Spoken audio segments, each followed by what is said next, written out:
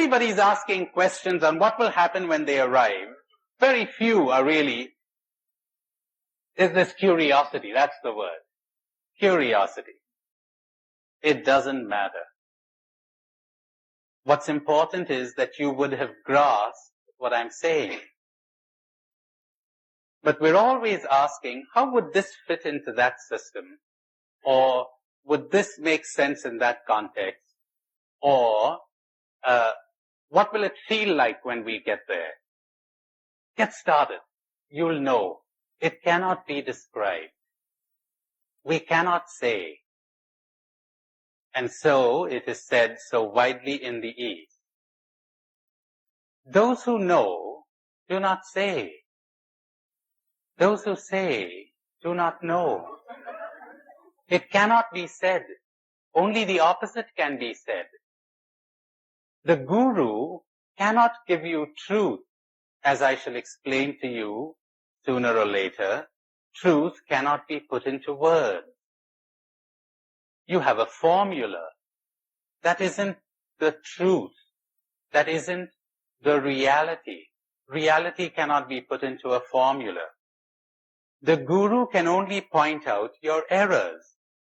When you drop your errors, you will know truth. And then you cannot say. This is common teaching among the great Catholic mystics, the great Thomas Aquinas, who towards the end of his life, I thought he kept that famous silence of his for just a couple of months or something. It went on for years. He wouldn't write, he wouldn't talk. He had seen. And he realized that he had made a fool of himself, and he said so explicitly. It's like, if you've never tasted a green mango, which are found in abundance in my country, and you said to me, what does it taste like? And I'd say to you, and in giving you a word, I put you off the track. Try to understand that. Unless you're very wise, which most people are not, they seize upon the word. They seize upon the words of Scripture. And they've got it all wrong. Sour. And you say vinegar sour. Oh, no, not vinegar sour. You say lemon sour. You say, no, not lemon sour. What sour? Mango sour. But I've never tasted one. Too bad. Then you go ahead and write a doctoral thesis on it. You wouldn't have if you had tasted it. You really wouldn't. You would have written a doctoral thesis on other things, but not on this. And the day you taste a green mango, you say, God, I made a fool of myself. I shouldn't have written that thesis. Exactly what Thomas Aquinas did. He read a whole book written by a great German philosopher and theologian, precisely on the silence of St. Thomas. He just went silent, that's all. He wouldn't talk. The great foundation of his Summa Theologica, which was the summary of all his theology, in the prologue he says, about God, we cannot say what he is, but rather what he is not. And so we cannot speak about how he is, but rather how he is not. And then he talks in his famous commentary of Boetius, De Trinitate, on the Trinity. And he says there are three ways of knowing God. One, in his creation.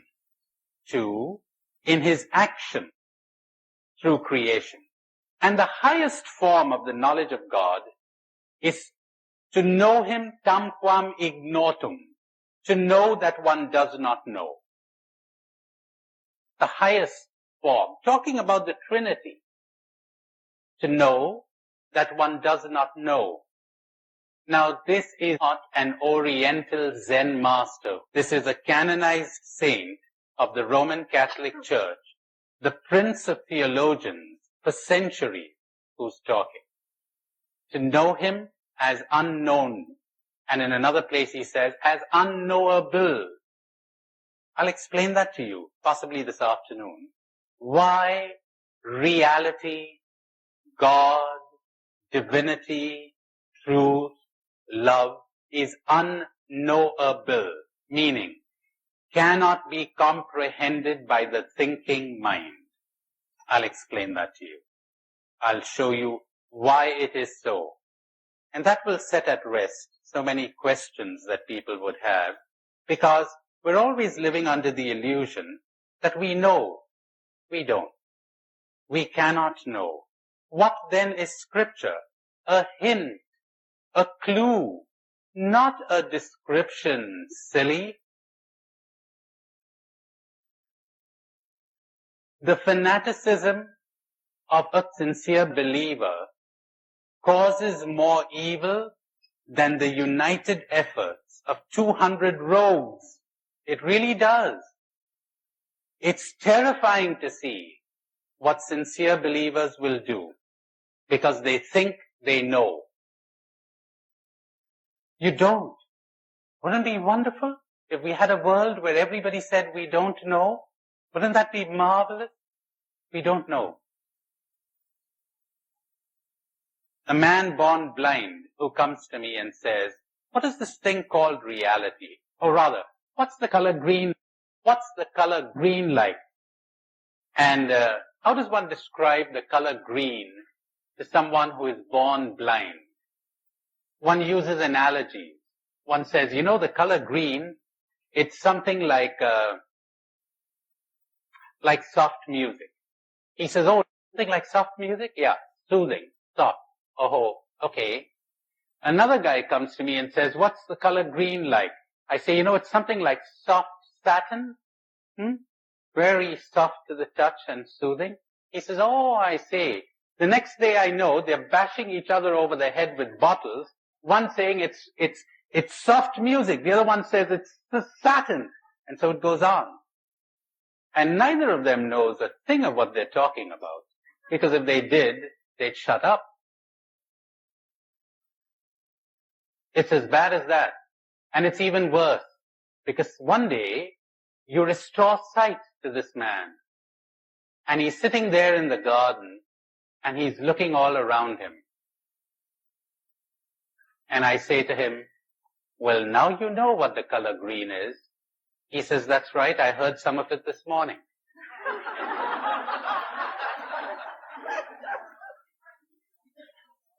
You know you're surrounded by God and you don't see Him because you know about Him. That's why. The final barrier to the vision of God, is your God concept. You miss it because you think you know. That's the terrible thing about religion.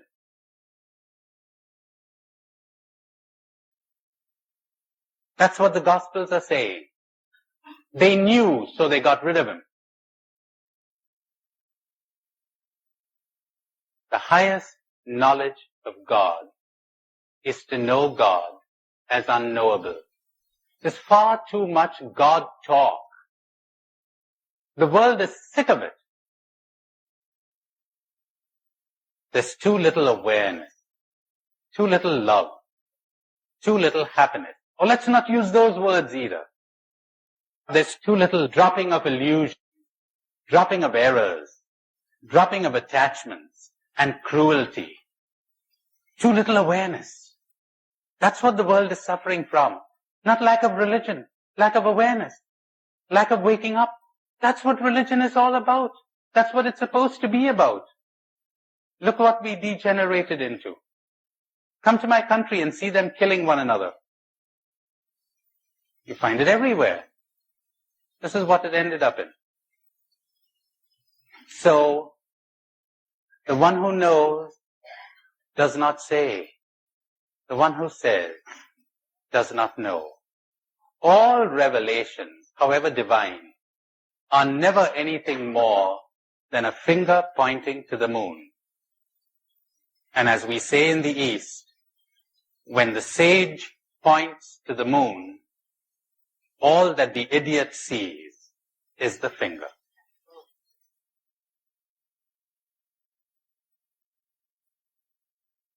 Jean Guiton very pious, Orthodox, Catholic writer in France adds a terrifying comment. We frequently use the finger to gouge our eyes out. Isn't that terrible?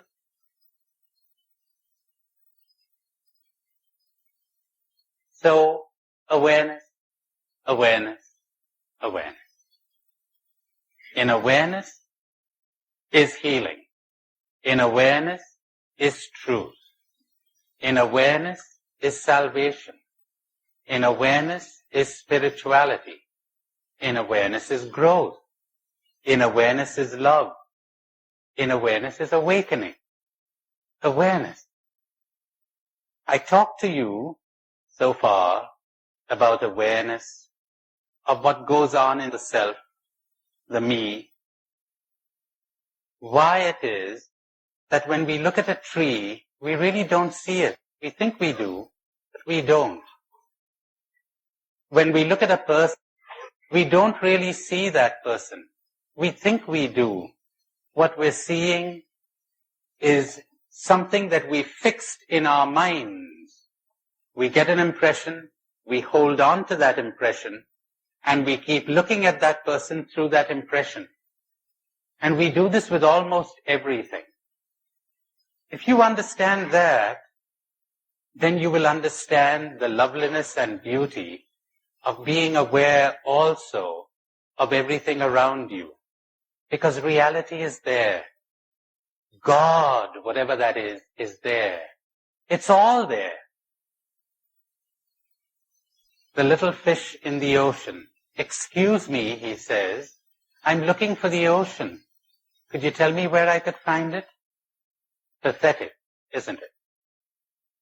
So, if we would open our eyes and see and realize, then we would understand.